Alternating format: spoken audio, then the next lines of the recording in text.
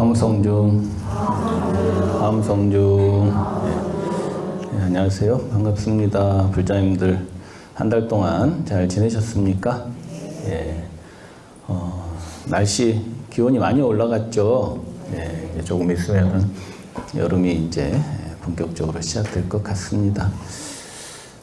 여러분들 장마 준비 또 무더운 여름 준비 잘 하시기 바랍니다. 오늘 또 초하루 우리 법회 맞아서 부처님께서 교화하신 이야기, 오늘 주제가 뭐예요? 네, 이 세상에는 4가지 종류의 사람이 있다. 누가 이렇게 말씀하셨다고요? 부처님께서. 네. 어떤 일이 있었는가?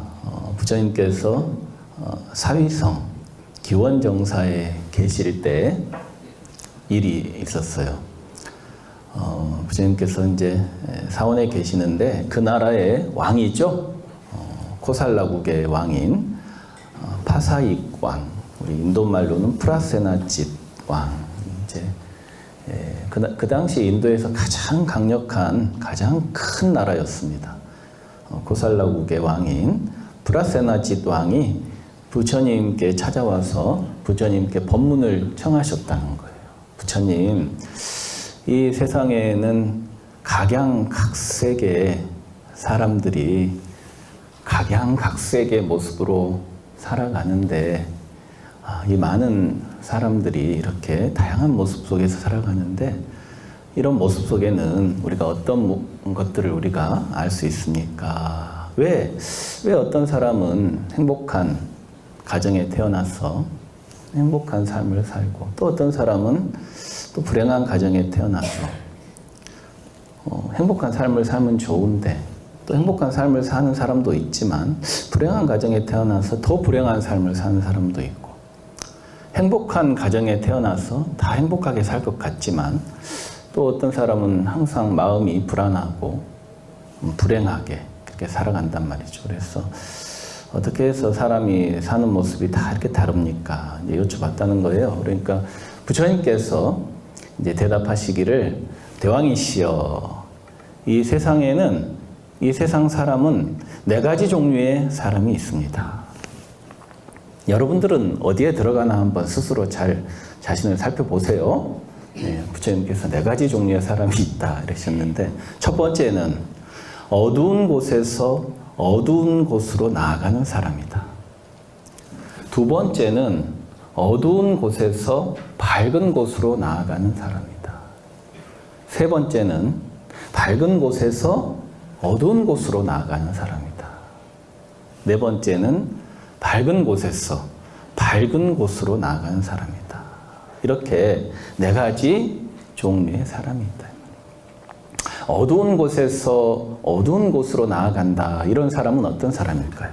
태어나기를 옛날 시대로 치면은 아주 천한 신분, 낮은 신분에서 태어나고, 또 가난하기 때문에 배우지 못하고, 더 나아가서 몸에 장애도 있고, 또 용모가 보잘것이 없어서 이 못난 또 용모까지 다 갖춰서 한마디로 말하면 불행한 그런 환경 속에서 살아가는 사람이라고 할 수 있겠죠. 태어난 사람이라고 할 수 있겠지. 불행한 환경. 그래서 이 사람이 비록 가난한 그런 조금 불행한 그 환경에서 태어났더라도 다 그렇지는 않은데, 이 사람은 가난하다고 해서, 내가 가진 게 없다고 해서 다른 사람에게 베풀지 못하고, 또 늘상 삶이 괴롭고 고단하기 때문에, 내 삶이 고통스럽기 때문에 입에서 나오는 소리도 좋은 소리가 안 나오는 거예요. 다른 사람에게 악한 말을 하고, 또 다른 사람을 해치는 말을 하고, 그리고 항상 삶을 비관하고 세상을 비관하고, 그렇게 해서 이 좋지 않은 그런 업을 짓는다는, 좋지 않은 씨앗들을 뿌린다는 거예요. 그 악심으로 이 세상을 대하고 모든 것들을 대하기 때문에 이 사람은 지금도 불행하지만 이 악심의 과보, 악한 행위의 과보로 미래에도 역시 불행한 삶을 산다는 거예요. 그런 사람이 종류가 한 사람이 있습니다. 두 번째 종류는 어두운 곳에서 밝은 곳으로 나아가는 사람이다 그랬어요. 어두운 곳에서 밝은 곳으로. 말씀드렸다시피 신분이 천하고 가난하고 배우지 못하고 몸에 장애가 있고 또 용모가 보잘것없지만 그런 불행한 환경에 처해 있지만 그 환경에 스스로 비관하지 않고 내가 가난해도 더 가난한 사람을 위해서 조금이라도 베풀고 비록 내 삶이 힘들고 괴로울지라도 입으로 하는 말은 항상 따뜻한 말을 하고 남을 위로하는 말을 하고 어려움에 굴복하지 않고 실패에 좌절하지 않고 비록 불행한 처지에 빠져 있지만 열심히 그렇게 성실하게 살아가는 사람, 그 사람이 뭐다? 어두운 곳에서 밝은 곳으로 나아가는 사람. 이 사람은 비록 불행한 처지에 놓여 있지만 지금은 불행하지만 좋은 그런 씨앗, 선행의 씨앗을 심었기 때문에 나중에 어때요? 좋은 결과가 있겠어요? 없겠어요? 있다. 그래서 이 사람은 바로 어두운 곳에서 밝은 곳으로 나아간 사람이라. 우리도 주변에 보면 비록 태어난 환경이 그렇게 불우하고 정말로 가난하고 어려울지라도 그 환경에 비관하지 않고 사회를 원망하지 않고 남을 미워하지 않고 그렇게 열심히 살아서 성공하는 사람이 있습니까? 없습니까? 있죠. 그런 사람이 바로 어두운 곳에서 밝은 곳으로 나아간 사람. 밝은 곳에서 세 번째 어두운 곳으로 나아가는 사람은 어떤 사람인가? 여러분들 대충 알겠죠? 밝은 곳, 그러니까 좋은 환경에 태어난 거예요. 명망 있는 집안에, 부유한 집안에 태어났다 이 말이에요. 좋은 집안에 태어났어. 옛날로 치면 계급이 높아. 아주 높은 계급으로 태어났어. 양반으로 태어났어요. 옛날 말로 치면. 집안도 좋고 부자에다가 또 배웠어. 많이 배웠어. 배움도 있어요. 거기다가 용모도 뛰어나. 아주 아름다워요. 용모도 뛰어나고. 몸이 건강하고 그런 좋은 환경에 태어났단 말이에요. 그런데 그런 좋은 환경에 태어났음에도 불구하고 마음이 교만해서 마음이 교만해서 자기가 돈이 많다고 없는 사람을 무시하고 자기가 배움이 많다고 배우지 못한 사람을 깔보고 주위에 어려운 사람이 있어도 베풀지 않고 인색하고 자기가 생활이 여유가 있고 아주 부유한 그런 환경임에도 불구하고 입에서 나오는 말은 어때요? 남에게 상처 주는 말, 남을 해치는 말, 거짓말, 그런 말을 하는 사람이 있단 말이에요. 그런 사람은 밝은 곳에서 어두운 곳으로 나아간 사람. 지금은 이 사람은 행복한 그런 환경에 처해 있을지라도 악업을 행했기 때문에 미래에는 어때요? 안 좋은 그런 과보를 받는다. 악의 과보를 받는다. 우리 주변에 그런 사람 종종 있습니까? 없습니까? 돈이 많다고, 돈 많다고 없는 사람 무시하고, 지가 가방끈이 좀 길다고, 많이 배웠다고, 못 배운 사람 무시하고, 지 지위가 높다고, 자기의 권력이 있다고, 명예가 있다고, 인기가 있다고, 다른 사람을 무시하고 깔보는 사람이 있어요? 없어요? 아니, 제법 솔솔이 있잖아요. 그런 사람은 바로 밝은 곳에 있지만 어두운 곳으로 나아가는 사람이라. 이제 마지막에 제일 좋은 거겠죠? 밝은 곳에서 밝은 곳으로 나아가는 사람. 밝은 곳에서 밝은 곳으로 나가서 이 사람은 태어난 환경이나 조건이 아주 밝은 환경이에요. 좋은 집안에서 태어나서 공부도 많이 하고 또 외모도 아주 그냥 아름답고 몸도 건강하고 가족들도 다 잘 되고 그런데 이 사람은 자기가 그렇게 고귀한 그런 환경에 있음에도 불구하고 교만하지가 않아. 겸손해요. 겸손해요. 그래서 자기에게 여유가 아주 많으니까 주위에 어려운 사람이 있으면 아낌없이 베풀고 입에서 나오는 말은 어때요? 자비로운 말, 부드러운 말, 중생을 살리는 말, 해치는 말이 아니고 중생을 기운나게 하는 말, 그런 말을 한단 말이에요. 남의 것을 뺏지 않고 항상 어때요? 베풀고 그런 삶을 산다. 그럼 이 사람은 지금도 행복하지만 지금 이렇게 선한 씨앗을 심은 용고로 미래에도 행복해져요? 안 행복해져요? 행복해진다. 남부럽지 않아. 이 사람은 남부럽지 않은 삶인데도 불구하고 다 모든 사람을 다 공경할 줄 알아. 부처님과 같이 다 모든 사람을 공경하고 누운 풀처럼 자기를 항상 낮추고 하심하고 겸손하다 이 말이에요. 그런 사람 찾기 잘 힘들죠. 여러분들 이 세상에 권력이 높고 명예가 있고 돈도 많고 많이 배우고 이런 사람이 참 겸손하기 쉬워요? 어려워요? 어려운데 간혹 보면 또 그런 사람이 있어요? 없어요? 있긴 하죠. 주위에 보면은 정말로 행복한 그런 조건을 다 갖추고 있음에도 불구하고 겸손하고 정말로 그런 사람이 있어요. 그런 사람이 뭐다? 밝은 데서 밝은 곳으로 나아가는 사람. 부처님께서 이렇게 이제 많은 사람의 그런 종류에 대해서 네 가지로 딱 대왕에게, 왕에게, 왕은 가장 높은 자죠. 우리 인간 세상에서는 가장 힘이 세고 권력이 있고 명예가 있고 부를 다 가지고 있고 자기 마음대로 다 할 수 있어요? 없어요? 할 수 있는 위치잖아요. 뭐든 할 수 있는 위치잖아. 옛날에 왕이면. 그 왕에게 부처님께서 이렇게 얘기하셨다는 거예요. 대왕이시여, 왕의 지위를 특별하게 여기지 마십시오. 그랬다. 왕의 지위를 특별하게 여겨서는 안 됩니다. 대왕이시여, 우리 불자들은 어두운 곳에 있을지라도 밝은 곳으로 나아가는 사람, 또 밝은 곳에 있더라도 더 밝은 곳으로 나아갈 수 있는 사람, 이런 사람이 돼야 됩니다. 그런 사람이 돼야 되겠어요? 네. 여러분들? 돼야 되겠죠? 네. 어둠으로 막 들어가고 싶어요? 어두움이 좋아요?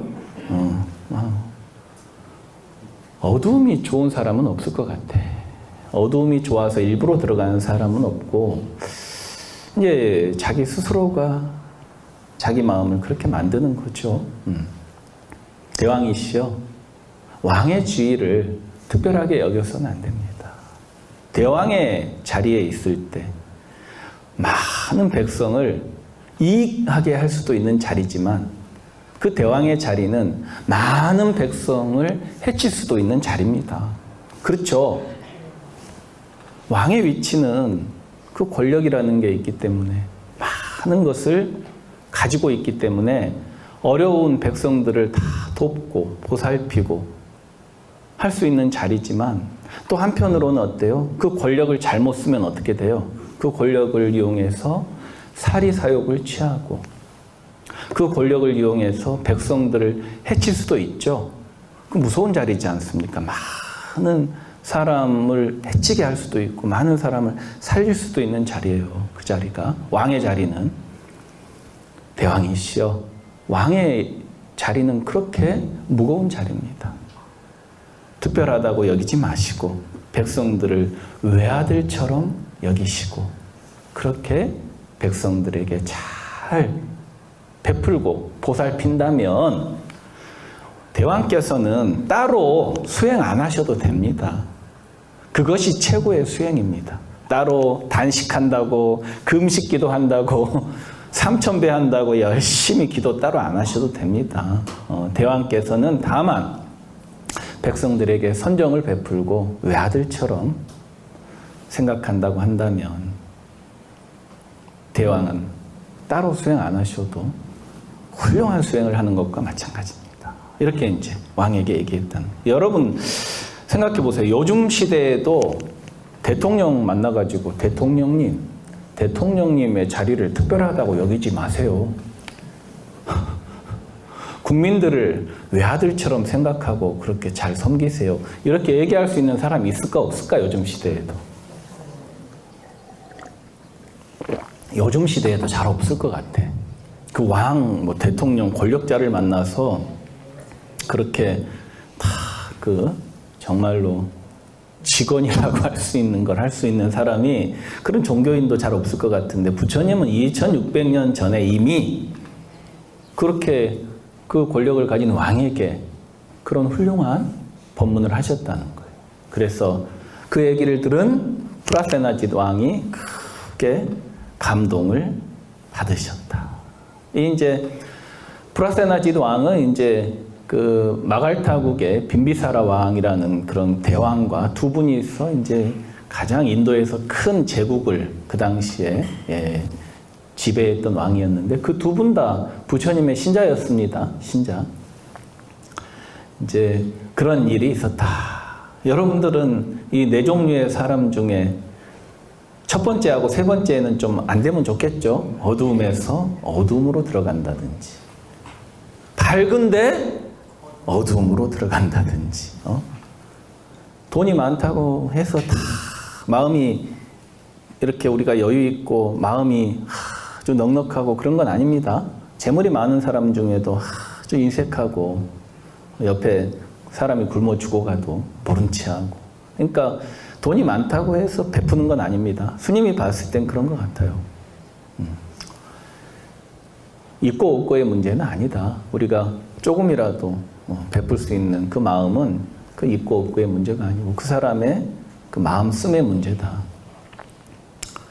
불교에서는 또 네 가지로 사람의 종류를 또 분류합니다. 첫 번째는 이제 부처님께서 말씀하신 사람의 종류고, 또 일반적으로 우리 불교에서 네 가지 종류의 사람이 있다 그래요. 네 가지 종류. 첫 번째는 범부중생. 범부중생 들어보셨어요? 중생. 응? 여러분들은 보살이에요? 중생이에요? 그럼 중생이지요. 이런다. 중생이 중생이길 원해서 중생이 되는 거예요. 내가 보살이고자 하면 보살이 되는 겁니다. 그럼 보살과 중생은 어떤 삶의 차이가 있는가? 범부중생이라고 하죠. 범부중생. 우리가 중생, 그럼 중생이 뭡니까? 이러면 여러분들, 우리 노보살님들은 죄가 많으니 중생이죠.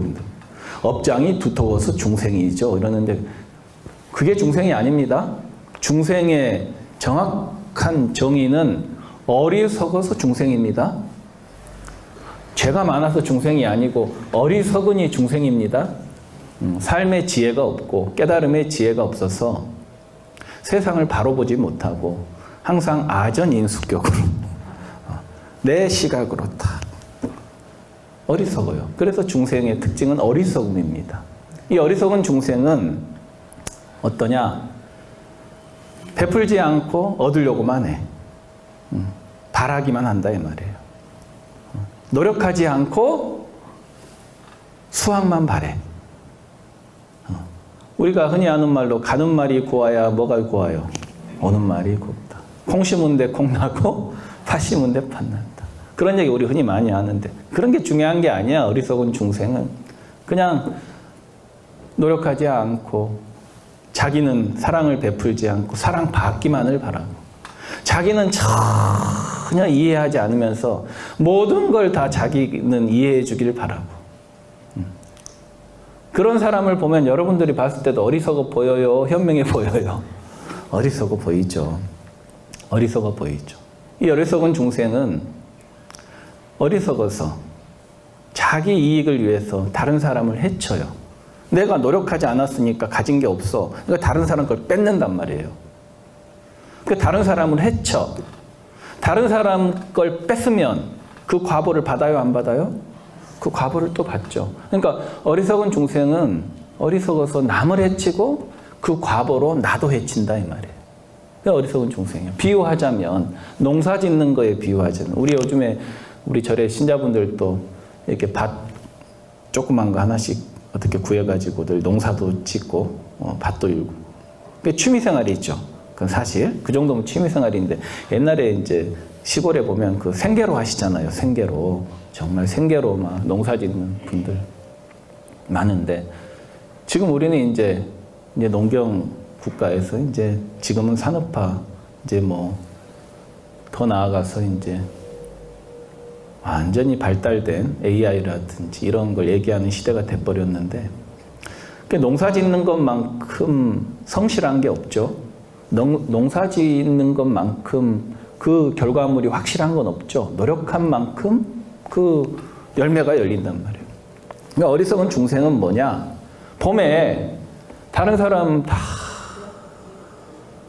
뭐 심고 다 열심히 일할 때 이 어리석은 중생은 야, 저 땀 흘리면서 왜 저렇게 노력하고 일하나? 들놀이 다녀야지. 이 좋은 꽃필 시기에 꽃놀이 다녀야지. 그리고 놀아.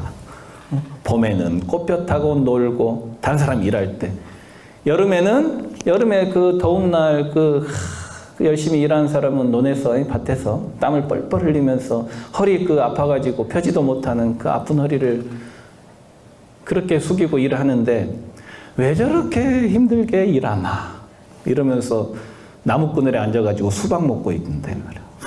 부채질하면서 계곡에다가 발 담그고 그러고 남들 일할 때 자기는 놀아. 그래놓고 이제 가을 되면은 그 열심히 일하는 사람은 수확이 있어요, 없어요? 수확이 있지. 벼농사도 그렇고 과일 농사도 그렇고 수확이 있단 말이에요. 근데 이 어리석은 사람은 노력하지 않았기 때문에 수확이 있어요, 없어요? 그 사람의 논에는 뭐만 있어? 잡초만 있는 거야. 그러면서 이제 자기 자신을 한탄하는 거야. 왜 나는 이렇게 아무것도 없는가? 내가 저 사람 걸 내가 좀 뺏어와야지. 좀 가서 달라 그래야지. 이 세상 많은 사람들이 얻으려는 마음이 많아요? 베풀려는 마음이 많아요? 얻으려는 마음이 많아. 그러니까 이 세상 많은 사람들이 다 얻으려고 하니까 얻으려고 하면 잘 얻어지겠어요? 얻어지지 않겠어요? 얻어지지 않죠? 그러니까 늘상 괴로운 거야. 이 사람은 얻으려는 마음으로 인생을 살아가기 때문에 얻지 못해서 늘상 괴로운 삶. 이게 뭐다? 범부 중생의 삶이에요. 여러분들이 봤을 때도 어리석죠? 여기는 그렇게 산 사람이 없을 거예요. 그 다음에 보통의 삶, 보통의 삶. 우리가 이제 불교에서는 현인이라 그래, 현인. 현명한 사람, 현명한 사람. 보통 사람. 이 사람은 아까도 말씀드렸듯이 어때요? 콩 심은 데 콩 나고 팥 심은 데 팥 난다 이 말이에요. 내가 베풀어야 내가 보답을 받고 내가 사랑을 줘야 사랑을 받고 내가 이해해 줘야 이해를 받을 수 있고 열심히 노력해야 수확이 있고 인과응보 우리가 불교에서 흔히 얘기하는 인과응보 들어보셨죠? 인과응보 그러니까 인과응보를 믿는 건 아닌데 그 이치 속에서 그냥 살아가는 사람들이에요. 열심히 노력해야 그 결과물이 있는 것이지 하고 열심히 인생을 살아가는 사람. 이 사람이 현인이에요. 현인. 보통 사람. 이 사회에 많은 사람들은 그렇게 살아가죠. 종교 생활을 하지 않더라도 그렇게 살아가죠. 열심히 살아가잖아요. 그냥 노력한 만큼 대가를 바라고 더 이상 노력하지 않고 그 이상의 큰 이익을 바라지 않아. 내가 노력한 만큼이에요. 이 사람은 우리가 농사 짓는 거에 비하면 어때요? 비유하면은 봄부터 범부 중생이 옆에서 놀고 뭐 들놀이 꽃놀이 다니고 그늘 아래서 수박 먹고 계곡에 발 담그고 있더라도 이 현명한 사람, 보통 사람, 열심히 인생을 사는 사람은 봄에는 열심히 잡초를 뽑고 어때요? 모를 심고 또 잡초를 제거하고 또 약을 뿌리고 다 그렇게 여름에 또 열심히 제초하고 불을 뽑고 열심히 했어. 이렇게 열심히 하면 결과가 좋을 확률이 커요? 결과가 안 좋을 확률이 커요? 좋을 확률이 크죠? 열심히 하면 이제 가을에 수확이 다 와서. 그러니까 이 사람은 이렇게 열심히 일해서 나도 먹고 또 내가 필요한 걸 구하려면, 내가 필요한 걸 가지려면 내가 이렇게 열심히 농사진 걸 다른 사람한테 베풀어서 그걸 또 받아야 되죠. 다른 사람한테 주고받고 하는 거잖아요. 열심히 농사진 걸로 자기가 필요한 것들도 구한단 말이에요. 내가 받기 위해서 주는 거야, 이 사람은. 받기 위해서 주는 거라 이 말이에요. 자기가 노력해서 노력한 만큼 자기가 가지고 그 결과물을 가지고 자기가 필요한 걸 받기 위해서 또 주는 거야. 주는 게 그냥 베푸는 게 아니죠. 내가 필요한 걸 받기 위해서 베푸는 거예요. 이 사람은 그렇게 열심히 노력해서 자기가 원하는 만큼의 결과물이 나오면 아주 행복해 하겠죠. 그죠? 근데 중요한 게 이 현인은 열심히 노력을 했지만, 열심히 농사를 지었지만 그 농사의 결과물이 반드시 좋다고 할 수 있어요? 없어요? 100% 좋은 수확이 있다라고 단정 지을 수 있어요? 없어요? 없죠. 왜냐하면 태풍이 온다든지 장마가 큰 비가 온다든지 또 여러 가지 인연관계 속에서 농사를 망칠 수 있어요? 없어요? 망칠 수도 있죠. 이 사람은 베풀어서 받기 위해서 베푸는 사람. 자기가 남한테 피해는 안 줘. 피해는 안 주지만 그렇다고 남에게 이익도 안 준단 말이에요. 이 사람은 열심히 일한다고 해서 반드시 좋은 결과가 일어나질 않아. 열심히 일을 했는데 태풍이 오고 비가 많이 와서 농사를 완전히 망쳤어. 그럼 이 사람은 오히려 범부 중생보다도 하늘을 더 원망하겠어요? 안 하겠어요? 어떤 의미에서 원망하겠죠? 저놈이야 뭐 일 안 하고 핑핑 놀았으니까 당연히 저 과보를 받지만 나는 열심히 일했는데 왜 이런 과보를 받았나 하고 원망을 하는 마음이 생긴단 말이에요. 비탄하고 비관할 수 있겠죠? 이 사람은 자기가 농사 지은 걸 누가 와서 달라고 해도 주지 않아. 야, 인마 너는 막 열심히 내가 일하고 할 때 너는 들놀이 꽃놀이 다니고 그늘 밑에서 수박 먹고 계곡에 발 담그고 놀았지 않느냐. 나 너한테 줄 거 없어. 이런다. 그래서 남에게 피해도 안 주지만 남에게 이익도 줘요, 안 줘요? 안 준다. 이 사람은 인과응보의 법칙 속에서 남의 눈에 눈물 나게 하면 내 눈에는 뭐가 나요? 피눈물 나는 그 이치를 알아. 그래서 남에게 상처를 주지 않아. 대신에 남에게 이익도 주질 않아. 그렇지만 이 사람도 완전히 괴로움에서 벗어난다고 못 벗어난다고? 못 벗어나요. 열심히 산다고 해서 결과가 꼭 좋을 수만은 없거든. 그죠? 그러니까 결과가 안 좋았을 때는 더 원망하는 마음이 크다는 거예요. 세 번째, 이제 보통 사람을 넘어서서 종교인. 여러분들은 종교인이에요, 아니에요? 종교생활하는 종교인이죠? 보통 사람보다는 좀 더 나은, 보통 사람이 조금은 저 사람은 나보다 좀 더 선량하고 좀 더 종교인답다라고 느끼려면 보통 사람보다는 더 잘 살아야 되겠죠. 그게 종교인이 있죠. 근데 우리 종교인들이 사실 인과응보도 안 믿는 사람이 제법 됩니까, 안 됩니까? 억수로 많아요. 스님이 살펴보면 인과응보 안 믿어. 그 인과응보라는 게 믿고 안 믿고의 차원이 아니고 그냥 삶의 법칙이고 자연의 법칙이고 세상의 이치일 뿐인데, 부처님은 인과응보를 믿으라고 하지 않았어요? 인과응보는 다만 그건 당연한 거야. 종교인은 이 인과응보를 믿는 삶이 종교인의 삶이 아니에요. 간혹 우리가 불교인이 뭐 인과응보를 믿는 게 불교다 이렇게 생각하는데 그렇지 않습니다. 그건 그냥 일반 보통 사람의 삶이야. 종교인이라면 보통 사람보다는 더 나은 삶을 살아야 되죠. 인과응보를 믿되 인과응보를 초월해서 살아야 된다 그랬어. 인과응보를 초월해서 흥부처럼 흥부가 선행을 할 때 바라는 마음이 있었어요, 없었어요? 내가 네 다리 고쳐줄게. 네가 나한테 뭐 좀 이렇게 좀 나한테 뭐 대가를 꼭 갖고 와야 된다 이러고 거래하고 했어요? 제비하고 거래를 했나? 계약서 쓰고 흥부가 도와줬나? 안 그렇죠. 흥부는 순수한 마음으로 도왔죠. 놀부는 순수한 마음이에요, 바라는 마음이에요? 바라는 마음. 그러니까 이 바라는 마음을 갖지 않는 이게 종교인입니다. 종교인의 삶이에요. 그래야 일반 사람들이 존경하고 나도 좀 절에 좀 다녀봐야 되겠다. 나도 좀 교회 좀 다녀봐야 되겠다. 이런 마음 갖지 않을까요? 아니 나보다도 못한 절에 다니면서 기도한다고 하면서 옆집에 이제 보살님 아주머니가 있는데 절에 다닌다고 막 기도하는데 다 알잖아, 내막을.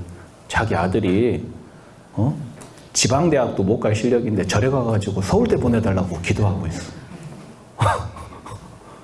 그러면은 그 사람이, 그 보통 열심히 살아가는 사람이 그런 기도하고 있는 그 친구를 보면 절에 다니고 싶을까?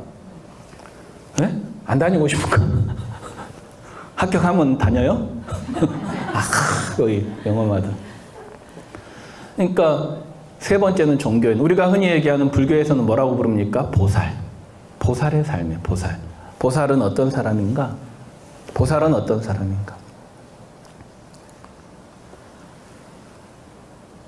다만 베풀기 위해서 농사 짓는 사람이에요. 다만 베풀기 위해서.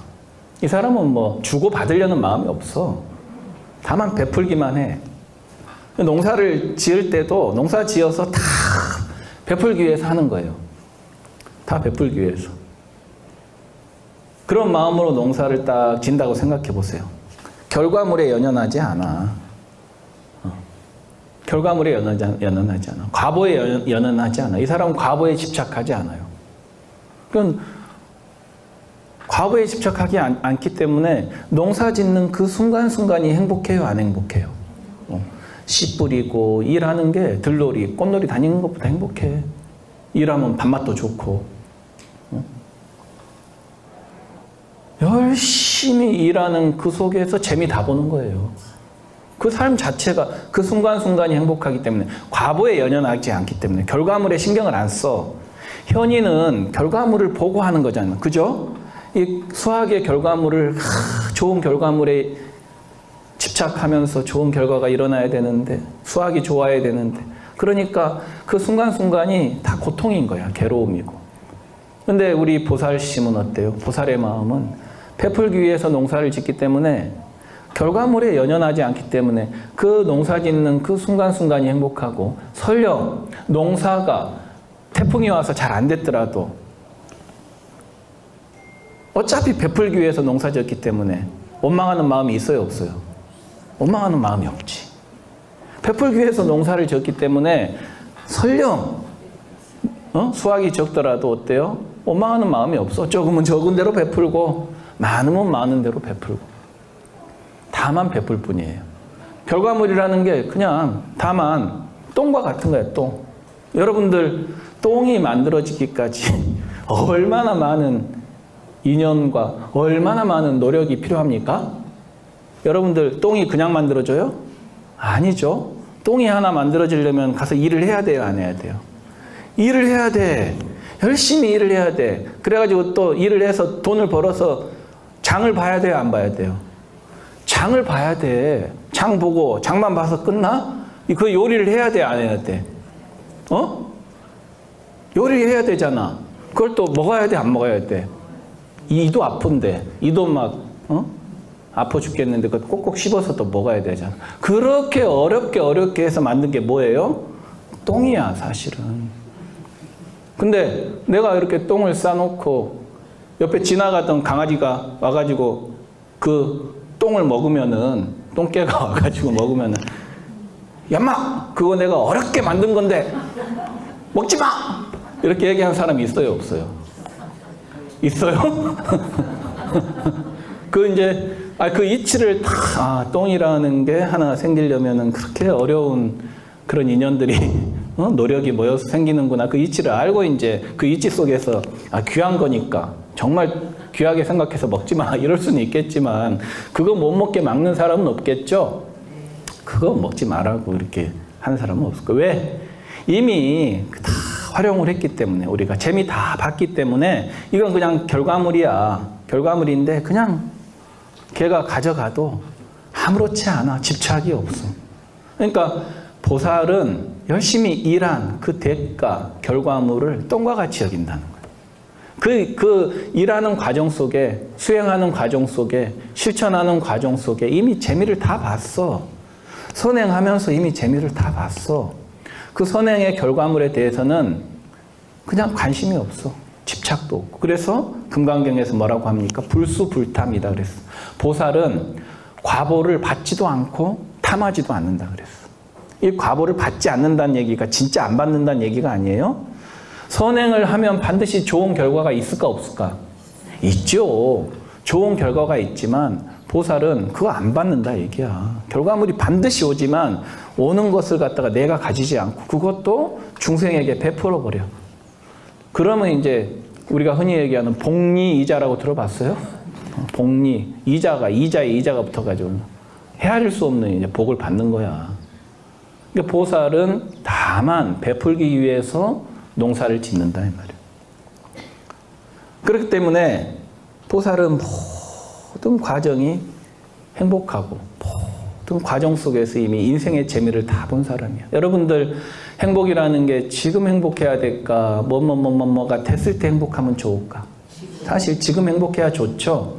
근데 우리는 아유 스님 제가 좀 제 아들이 좀 결혼 좀 했으면 행복하고 우리 아들이 좀 취업 좀 했으면 행복하고 뭐 좀 했으면 행복해. 지금은 행복하다는 얘기예요? 불행하다는 얘기예요?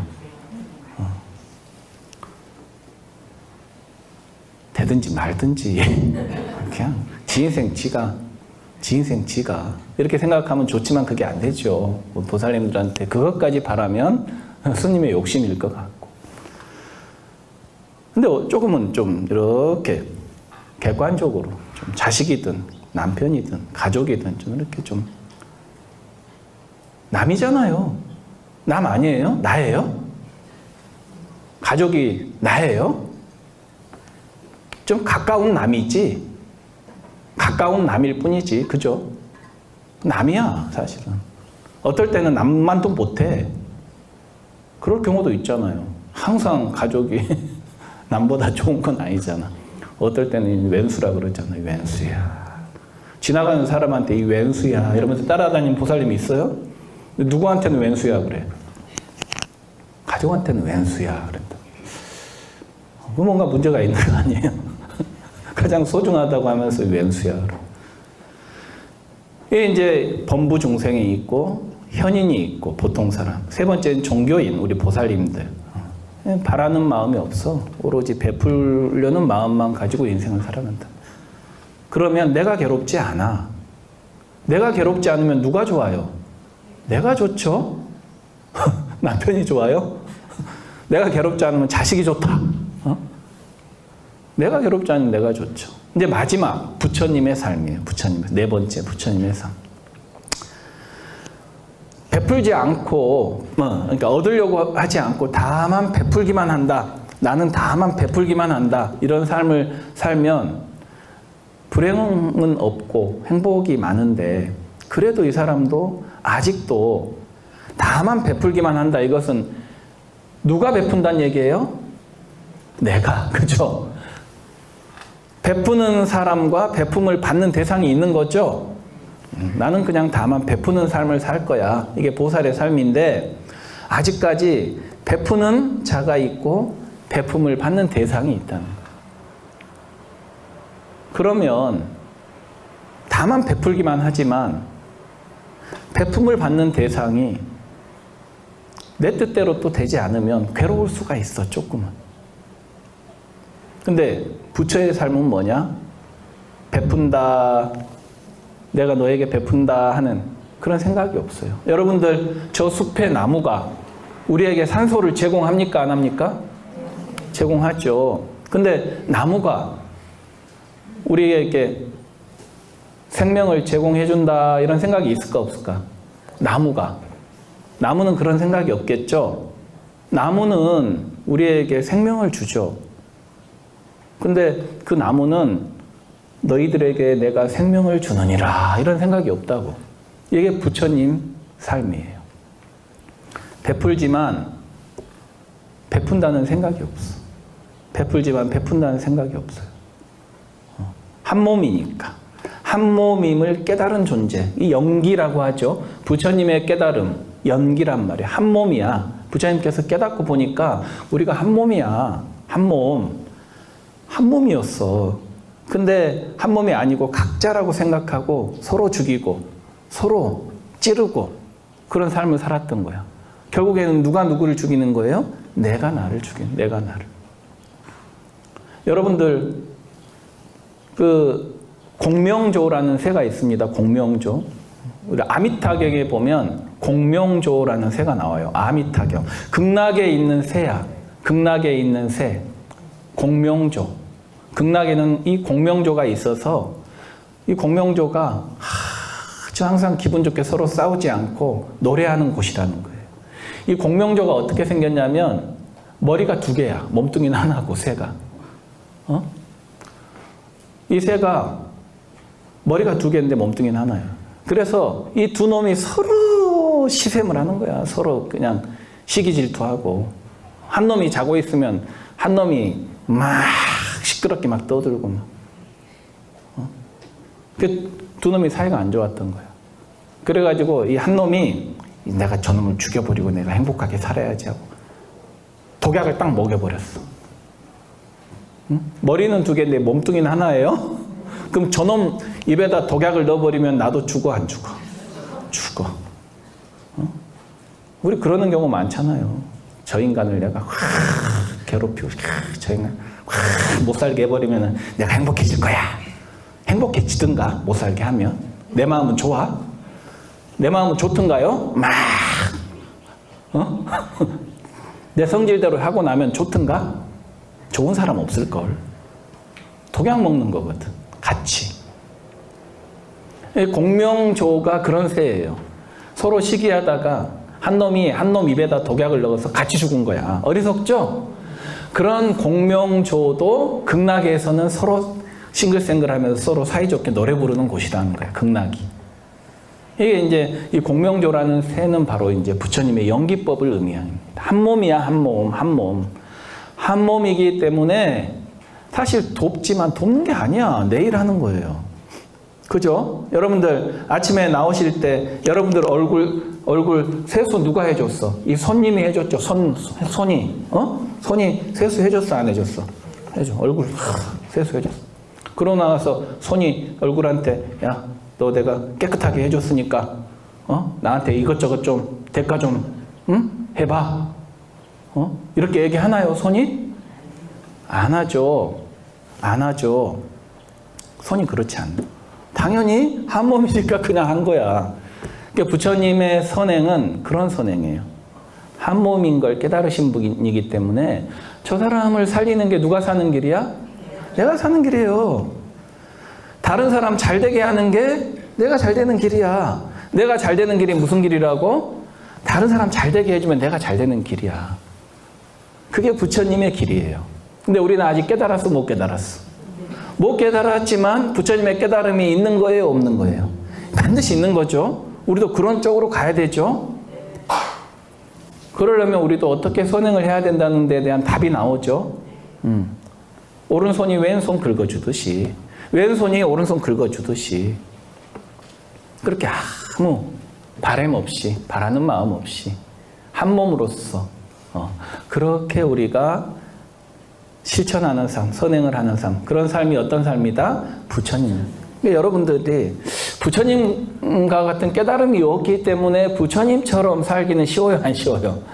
그렇게 살려고 노력은 해도 그죠? 그렇게 탁 부처님처럼 연기를 못 깨달았기 때문에 우리는 연기를 깨달으면 좋겠죠. 그럼 진짜 행복한 존재가 되겠지. 근데 깨닫지 못했기 때문에 우리는 부처님처럼은 몰라도 보살로서의 삶을 살아야 된다는 거예요. 일반 보통 사람, 인생을 열심히 살아가는 사람, 남에게 남을 해치지도 않지만 남에게 이익도 안 되는 그런 사람을 넘어서서 이제 무슨 사람? 보살. 보살로서 그렇게 우리가 베풀려고 하는 그 오로지 그 마음 하나로 베풀고자 하는 마음, 바라지 않는 마음. 나는 주고 받는다 이게 아니고 나는 다만 어때요? 베풀기만 하는 그런 삶. 그런 삶을 통해서 어때요? 우리가 그런 삶을 열심히 살다 보면 부처님 같은 마음이 될 수도 있을까 없을까? 있겠죠. 그래서 여러분들이 최소한 우리가 절에 다니고 종교생활 하는 사람이 보통 사람보다는 더 나은 삶을 살아야 보통 사람이 불교 믿고 싶겠어요? 안 믿고 싶겠어요? 믿고 싶죠. 근데 절에 다니는데 보통 사람만도 못하게 마음 쓰고 절에 다니면서 허무맹랑한 거 기도하고 로또 좀 당첨되게 부자 되게 해주세요. 억수로 돈 많이 들어오게 해주세요.